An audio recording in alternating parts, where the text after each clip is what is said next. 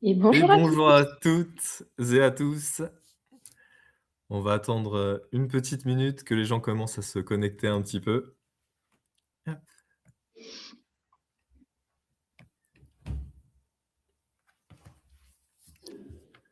En tout cas, en attendant, j'espère que tout le monde va bien, que vous avez passé de bonnes fêtes de fin d'année, qu'on vous souhaite évidemment le meilleur pour 2026.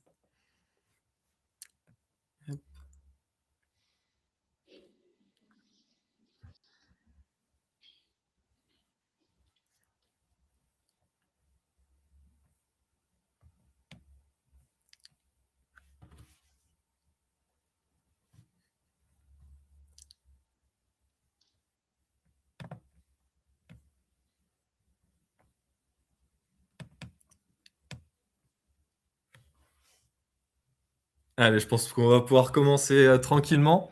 Encore une fois, bonjour à toutes et à tous. Donc on se retrouve aujourd'hui pour, justement préparer le webinar pour, justement le thème là, ça va être préparer votre SEO pour une nouvelle année.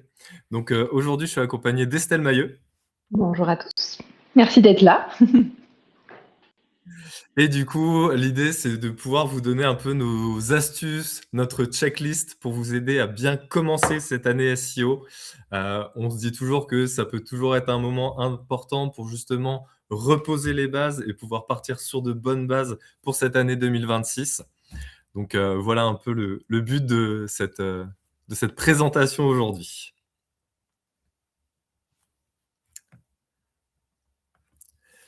Alors, pour cette partie-là, ce qu'il faut vraiment se dire pour la partie SEO, c'est qu'on n'est pas sur une action qui est ponctuelle. On est vraiment sur une stratégie qui est importante à définir et qui se fera vraiment en continu. Encore une fois, le SEO, ce qui est aussi intéressant, c'est que c'est vraiment quelque chose qui va bouger, qui va évoluer avec le temps.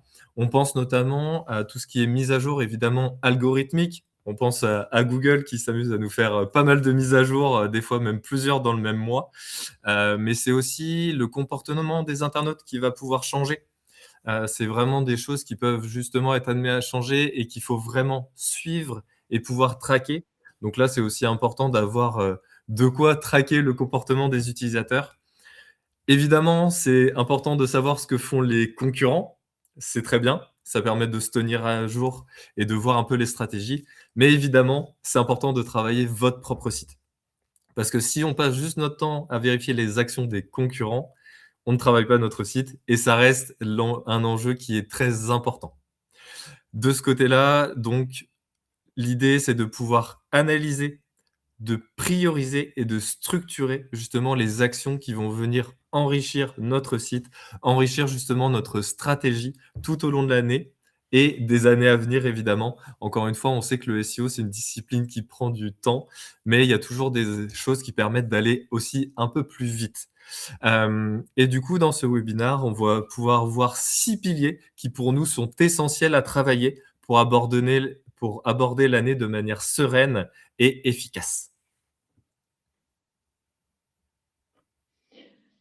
Donc, merci à tous d'être présents. Je vois on est déjà une petite vingtaine, donc ça fait plaisir. Le premier point, donc, c'est l'analyse des performances SEO. En fait, il s'agit de faire le bilan avant d'agir. Avant toute optimisation, c'est important de se poser une question essentielle. Qu'est-ce qui fonctionne aujourd'hui et qu'est-ce qu'on peut mettre en place pour éventuellement améliorer notre stratégie actuelle?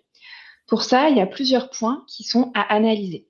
Premièrement, le trafic organique, qu'il soit global, par typologie de page, tels que le blog, les catégories, des articles en particulier ou même des produits. Et également, on peut aller encore plus d'un point de vue micro, par page.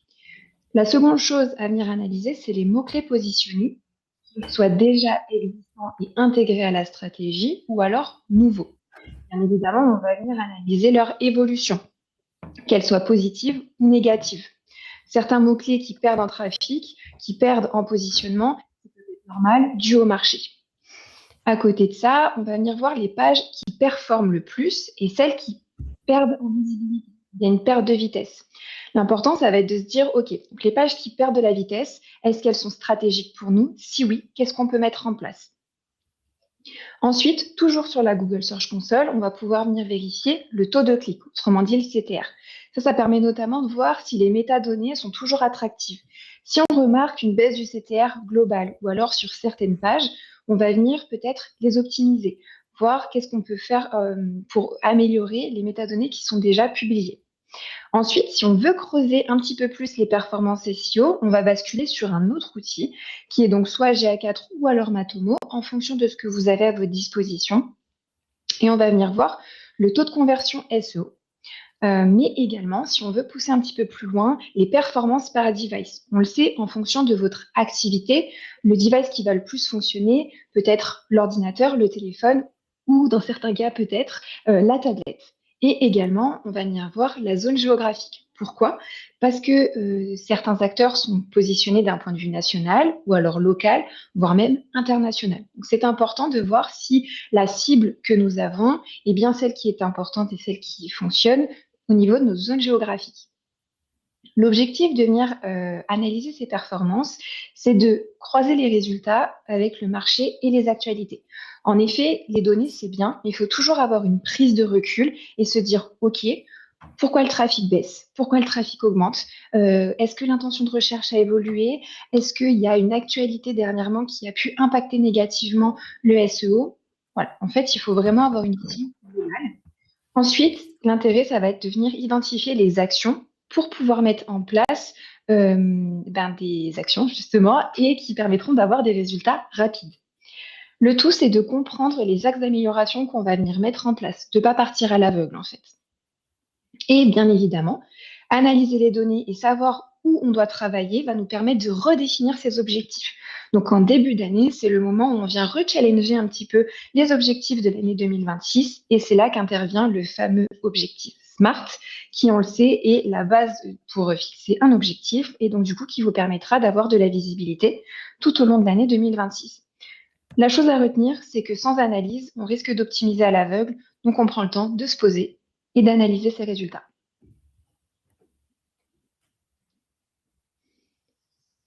Le point numéro 2 concerne la veille concurrentielle. Le but, c'est de ne pas avancer seul, de prendre le temps de se poser avec également ses collaborateurs, avec son équipe et de prendre un temps pour aller voir ce que fait la concurrence. On le sait, vous évoluez, mais les concurrents également évoluent. Ils publient, ils optimisent, parfois plus vite que vous, parfois moins vite que vous. Et également, il y a de nouveaux acteurs qui interviennent sur le marché. Donc, c'est important de voir ce qui se passe. Plusieurs choses sont à observer, telles que la SERP, notamment sur vos golden keywords, donc sur les mots-clés qui sont les plus importants et les plus stratégiques pour vous. On va venir voir les acteurs qui sont présents, si l'intention de recherche a changé, si la SERP a évolué, peut-être que maintenant les choses qui sont mises en avant ne sont plus les mêmes, et également de voir s'il y a des nouveaux acteurs qui sont montants. On va pouvoir venir également observer les mots-clés sur lesquels ils gagnent en visibilité. Ça, on va le voir grâce à SEMrush, un petit peu les mots-clés sur lesquels ils ont commencé à gagner en visibilité sur peut-être des nouveaux mots-clés, voir si c'est dû à une nouvelle stratégie SEO, à un nouvel article qu'ils ont publié récemment, ou alors à un article qu'ils ont mis à jour il y a quelques temps. Ensuite, on va voir le type de contenu qu'ils publient. En fonction de votre activité, les contenus qui fonctionnent dépendent. Ça peut être des guides, une page FAQ, des pages locales, un livre blanc, ou même des articles de blog et les réalisations également, si vous êtes un prestataire de service. Là, on va plus passer sur la partie analyse de site directement du concurrent. On va venir voir leur structure de site et le maillage interne. En fonction de ce qu'ils font et de ce qu'ils mettent en place, peut-être que c'est une bonne pratique à mettre en place également sur votre site. Auquel cas, si vous remarquez une mauvaise pratique, bien évidemment, le but, c'est de ne pas la mettre en place. On sort un petit peu du site, on va venir également analyser leur présence sur Google, qu'elle soit locale via les fiches Google My Business, les snippets et les avis. Là, on pense un petit peu plus au GEO avec cette partie-là. L'objectif de venir faire de la veille concurrentielle, c'est de détecter les opportunités, que ce soit des nouveaux mots-clés, des pratiques efficaces, une nouvelle stratégie. On vient s'inspirer des bonnes pratiques pour anticiper les menaces SEO. Le tout, c'est de mettre en place un process clair pour mettre à jour en fonction des top priorités. Pensez toujours que le SEO, c'est un jeu d'observation.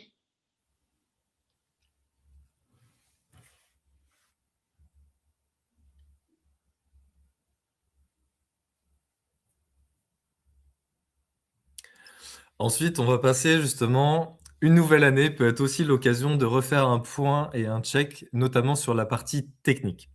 En effet, même si vous avez le meilleur contenu du monde, si celui-ci n'est pas indexé, tout simplement, personne ne va le voir, il ne va pas pouvoir ranker. Donc là, ce qui va être important aussi de faire pour la nouvelle année, ça va être justement de se poser et de pouvoir faire un crawl de vérification. Donc on pense notamment à l'outil, Screaming Frog, mais il y en a d'autres qui existent, hein, sur le marché et justement de pouvoir vérifier que les pages que l'on veut positionner, les pages qui sont les plus stratégiques et les plus pertinentes pour nous, mais aussi l'écosystème global au niveau du site, que toute cette partie puisse bien être indexée par Google. Encore une fois, une page qui n'est pas indexée ne sera pas vue et ne sera pas lue non plus. Donc c'est vraiment important de bien vérifier cette partie-là et d'avoir des bases techniques qui sont solides. Ça peut être aussi l'occasion de vérifier les temps de chargement des pages. Donc généralement, au niveau des temps de chargement des pages, ce qu'on va faire, on va analyser le site par typologie de page. Imaginons si on a un site e-commerce, typiquement, on va pouvoir vérifier les temps de chargement au niveau de la page d'accueil, les pages catégories, les pages produits et potentiellement les pages de type blog qui peuvent justement venir alimenter votre site, donner plus d'informations et ça peut être notamment, comme l'avait dit Estelle précédemment, tout ce qui est les guides d'achat, par exemple, pour un site e-commerce, ça peut être hyper important. Mais évidemment, si votre site met trop longtemps à charger, on peut perdre des internautes, on peut perdre des utilisateurs et potentiellement des clients dans le cas d'un e-commerce ou d'un site qui propose des services. Donc c'est pour ça que ça va être aussi important de faire cette vérification. Donc on pense par exemple à l'outil, PageSpeed Insight qui va permettre justement de donner des informations, donc déjà un score assez global au niveau des temps de chargement et aussi des pistes à travailler, à creuser pour pouvoir améliorer ce score. Donc ça, c'est vraiment quelque chose qui peut être très important à mettre en début d'année. Aussi, on pense potentiellement à revoir l'architecture du site, la profondeur des pages. Encore une fois, si vos pages les plus stratégiques et pertinentes sont au niveau 8, bon, c'est pas là qu'elles vont recevoir le plus de maillage, c'est pas là qu'elles vont être le plus fortes et qu'elles vont être le plus pertinentes dans votre arborescence. Donc ça peut être aussi un moyen de retravailler cette partie-là. On peut penser également à la partie données structurées, tout ce qui est les balises essentielles pour qu'une page puisse bien performer. Donc que ce soit les balises H1, que ce soit les titles et ainsi de suite. Évidemment, si celles-ci ne sont pas renseignées, bah, ça va forcément pénaliser et en tout cas ne pas aider au référencement des pages les plus stratégiques et aussi des autres pages. Donc ça fait partie aussi des points qu'il faut vérifier. Les données structurées, c'est aussi super important, que ce soit pour la partie des rich snippets, mais aussi pour les IA qui aiment beaucoup cette partie-là des données structurées parce que ça leur fournit l'information de manière très rapide et facile. Donc c'est dès qu'on peut faciliter le travail de Google ou des IA, c'est toujours important de le faire de ce côté-là. Donc l'objectif de tout ça, ça va être de faciliter le travail des moteurs de recherche, améliorer l'expérience utilisateur. Encore une fois, super important, si une page met vraiment trop longtemps à charger, on peut tout simplement perdre l'internaute, même s'il est intéressé par le produit et éviter les freins qui sont «invisibles» entre guillemets au référencement. Typiquement, si jamais une page ne peut pas être indexée à cause d'un problème technique, bah, c'est quelque chose qu'en allant sur la page en elle-même, vous n'allez pas voir, mais en consultant soit votre Search Console, soit des outils, vous pouvez le détecter et corriger justement ce problème d'indexation qui peut évidemment porter fortement préjudice à votre stratégie.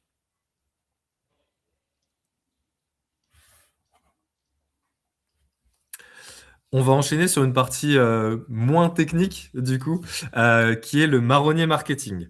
Le marronnier marketing, c'est quoi? C'est l'ensemble des événements qui vont se passer dans l'année. Donc on pense à la fête des mères, fête des pères, Noël, Black Friday. Tous ces événements-là, en fait, sont indiqués dans un marronnier marketing pour l'année en cours évidemment, étant donné que les dates changent d'une année sur l'autre. Mais ce qui va être important en fait de ce marronnier, c'est pas juste de l'avoir et que ça fasse joli, non, c'est évidemment de l'exploiter. Et justement pour l'exploiter, comment on va faire? L'idée, c'est de pouvoir anticiper pour mieux performer et donc préparer les temps forts de l'année, donc que ce soit les saisonnalités. On l'a vu dans la partie analyse tout au début, il y avait les soldes d'été, les soldes d'hiver et d'autres saisonnalités qui sont importantes pour l'entreprise. Donc encore une fois, j'avais cité Noël, le Black Friday et ainsi de suite. Au moment des soldes aussi, évidemment, faut préparer les produits qui vont être en solde, faut préparer la page qui accueille les soldes, bien la mettre en avant pour le client le trouve facilement. Si on pousse le sujet, ça va être aussi les publications sur les réseaux sociaux, ça va être tout ce qui est autour justement de cet événement qui sont les soldes, Noël ou le Black Friday. Donc ça, c'est vraiment un sujet qui est important. Il y a toujours des sujets qui sont assez récurrents aussi, qui peuvent être travaillés dans ces cas-là. On note aussi que ça peut être un moment qui est important pour bien travailler le format de vos pages. Typiquement, ça peut être tout simplement si vous êtes sur du service, vérifier que vos pages qui sont censées convertir puissent convertir avec des CTA notamment.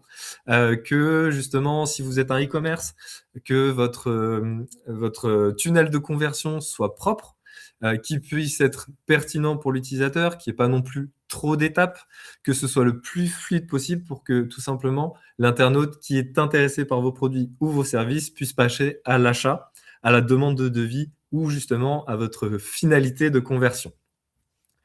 Ce qui peut être aussi hyper important dans le cas d'un marronnier, à vérifier également, c'est du coup la coordination. On parle de SEO depuis tout à l'heure évidemment parce que c'est notre spécialité de notre côté, mais ce qui est aussi important, c'est de réutiliser les différentes choses qui peuvent être publiées, par exemple en article de blog, sur les différentes plateformes, notamment les réseaux sociaux. Par contre, attention, c'est important justement de republier les contenus au format qui est attendu selon les différents réseaux sociaux. C'est-à-dire que, par exemple, sur YouTube, on va être beaucoup plus sur de la vidéo, donc un contenu de blog peut être pris en vidéo. Sur LinkedIn, on peut penser à un slider, par exemple. Il faut vraiment adapter parce que, évidemment, le format article de blog pur, même si on ajoute des vidéos, même si on ajoute des images pour le rendre plus dynamique, n'est pas forcément adapté en copie exacte pour les réseaux sociaux. Donc, c'est aussi important de bien penser à ça. Donc les objectifs de cette partie-là, justement, de ce marronnier marketing, de ce calendrier éditorial qu'on va pouvoir préparer, ça va être de gagner du temps, de publier au bon moment, en prenant en compte les délais d'indexation et de ranking. Évidemment, si on publie sur les réseaux sociaux, c'est instantané, c'est tout de suite publié, on peut gérer justement la date de publication. En SEO, on peut gérer la date de publication, mais il y a toujours le délai d'indexation et de ranking qui va jouer justement. Donc, d'où l'idée de vraiment pouvoir anticiper la stratégie pour mieux la mettre en place.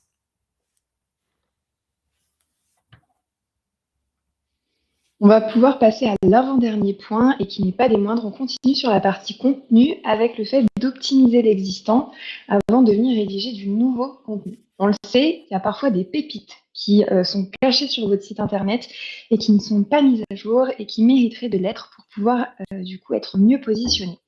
En fait, créer toujours plus de contenu, c'est pas toujours la solution. Optimiser en priorité, oui. Il y a plusieurs actions à prévoir en priorité sur les contenus qui sont en perte de vitesse. La première chose, c'est de venir mettre à jour les contenus d'un point de vue textuel, voire vérifier que tout est bien à jour. S'il y a des données un petit peu plus liées à la législation, que ce soit justement correct par rapport à l'année 2026, ce genre de détails-là, très important. L'enrichissement sémantique, venir rajouter des mots-clés secondaires qui sont stratégiques et pertinents pour favoriser le positionnement de cet article en question qu'on vient optimiser. Améliorer les titres et les métadescriptions également. Là, on fait un petit coucou au CTR dont je parlais tout à l'heure un petit peu plus tôt.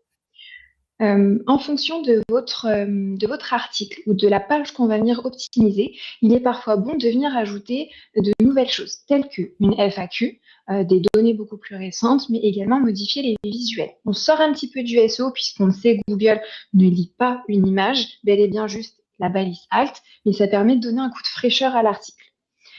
Parfois, c'est vrai que c'est pertinent, de venir supprimer et rediriger des articles qui sont vraiment trop obsolètes. Aujourd'hui, un article sur le Covid n'a pas d'intérêt stratégique pour votre SEO. Il peut être bon de le supprimer. Et bien évidemment, si vous avez un conseil à retenir sur cette slide-là, c'est le fait de reprendre tous les articles qui mentionnent 2025 et de les basculer en 2026. On préconise de le faire en début d'année, mais si vous voulez encore plus anticiper, vous le faites en fin d'année, autour de novembre-décembre, pour que vous soyez prêts pour le début de la nouvelle année. Et petite astuce supplémentaire, c'est de ne jamais intégrer l'année dans l'URL, puisque du coup, l'URL, c'est toujours plus difficile à modifier que vraiment juste dans le contenu. Moi, comme ça, on garde l'URL, il n'y a pas d'impact négatif pour le SEO. L'objectif de venir optimiser le contenu, c'est vraiment de renforcer l'existant pour favoriser des positions qui sont déjà acquises, voire même maintenir celles qui sont déjà bonnes et aussi de répondre aux nouvelles intentions de recherche. En fait, c'est simple. Un contenu qui est mis à jour performe souvent mieux qu'un nouveau qu'on vient rédiger de zéro.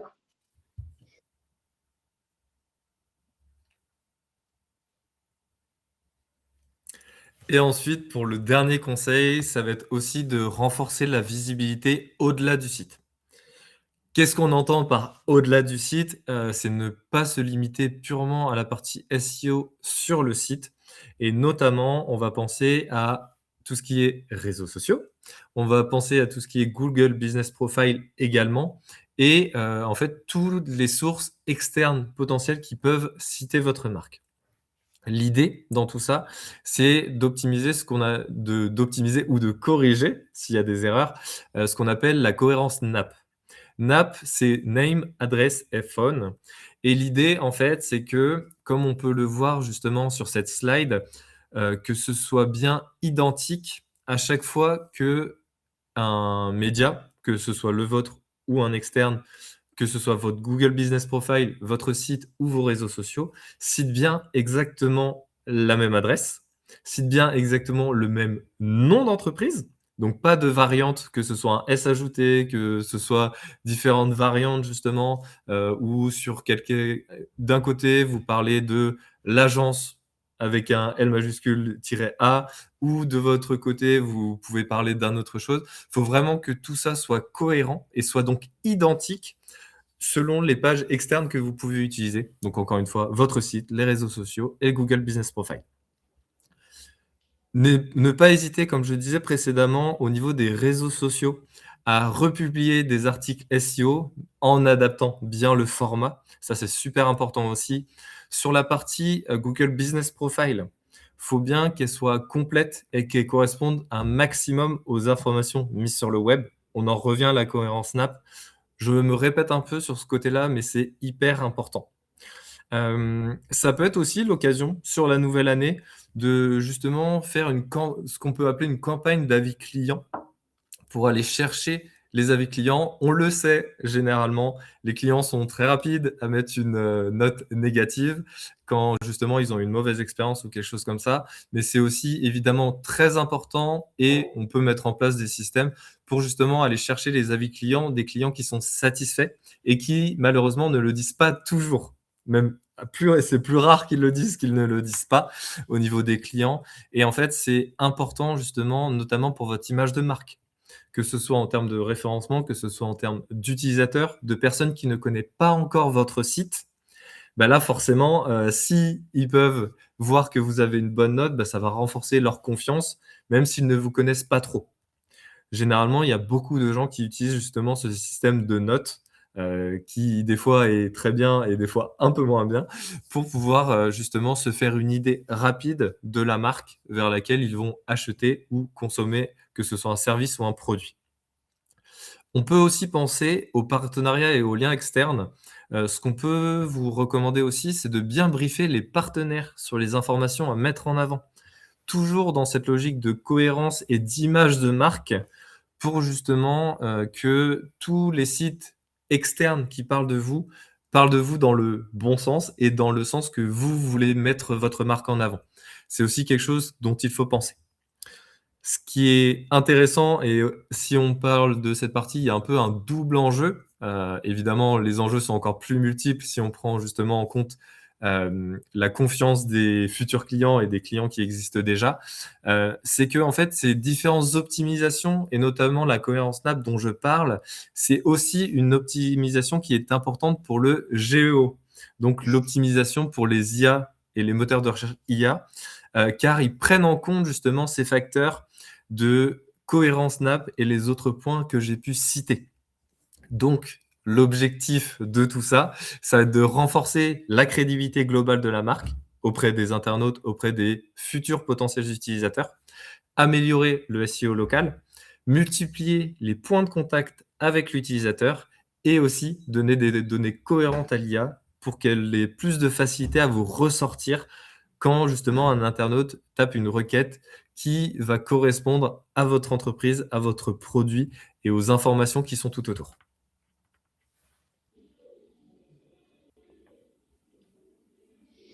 Donc voilà, vous avez la checklist récap que je vous invite à bien enregistrer pour que vous puissiez du coup la retenir et la mettre en place.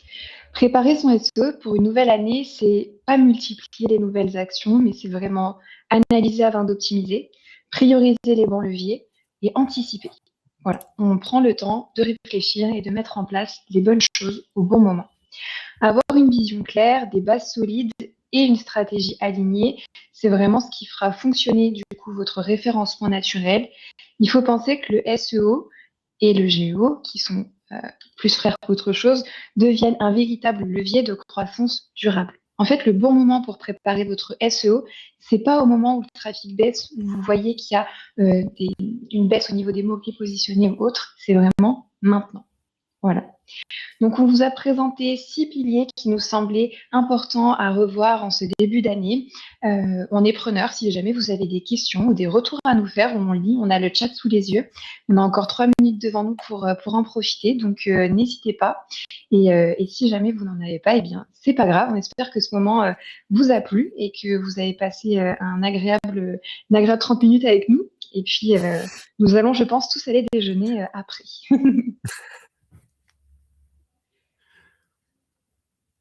En tout cas, je vois qu'on est une petite trentaine, donc ça fait très plaisir.